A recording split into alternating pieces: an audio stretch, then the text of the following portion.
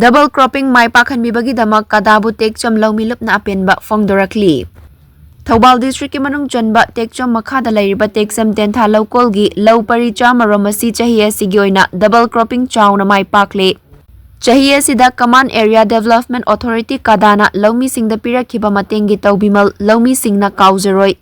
Matung tarakpa chahi singdasu Loumee singbu adumak mateng pangbiyu haina Tekcham Loumee Lup ki maikaidagi fongdorakli. Tekcham Tentha Loukol da CADA-na paikhatliba thabak thoram singbu yengsiladuna Tekcham Loumee Lup ki Secretary H. Herozitna fongdorakpada Tekcham Tentha Loukol asi haukiba chahi kayada ichauna maram oiraga launing thina panba ngamkhidre. Khara safana bahaiduna farmer singna double cropping taunanaba kayarak hotnarabasu awatpa kayana maram oiraga double cropping asi mai pakpa ngamkhide. Adubu chahi asigi oinadi Loumee singna haijarubadagi Command Area Development Authority CADA-gi Executive Engineer Y. Sunibalagi mityang makhada meter chahum sangba fill canal amasung fill drain kaya ama semgatpiba amadi level manadaba laufam kaya ama leveling taubagi thabak paikhatpiba asina ising fangdaba laufam kaya ising fangle amadi ising henba laufam kaya ama ising line na chithokpa yare maram asina Tekcham Tentha Loukol asi chahi asigi oinadi double cropping mai pakhanbire haireduna CADA-gi Executive Engineer Y. Sunibalama di staff singbu Tekcham Loumee Lup ki maikaidagi apenba fongdorakli. Loinana chinjakta mipan tangdaba iramdama mo oihannaba CADA-na farmer singda pangbiriba mateng asi matung tarakpadasu adumak pangbiyu haina fongdorakhi. Hanwa maktada Loumee Tekcham Tentha Loumee group na Madam Sunibalama di CADA department bu Thagatkhre fongdokseri.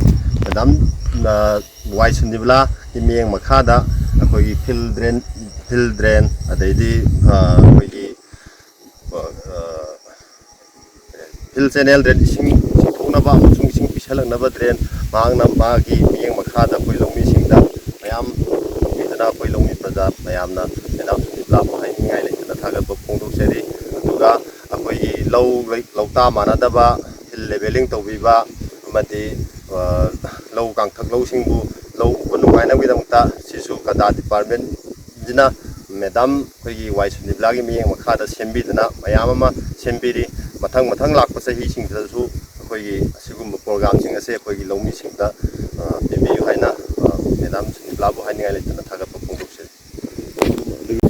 CADA department na koigi mamang chahida koigi lau asibuba ngamdana sing chau kang maram oraga tau kulo khidaba mayam adu CADA department na tagi uriba lau sing asida ahen mameng changbidana koi Loumee singbu harahonbagi damta department sibu Thagatkhre fongdokseri aduga loinana akoigi chinjak tami pan tangdanaba Loumee singna honarisida CADA department na miyeng changbirakpadagi hena asong mai pakpa ma oire haibasi lauba yare haina CADA department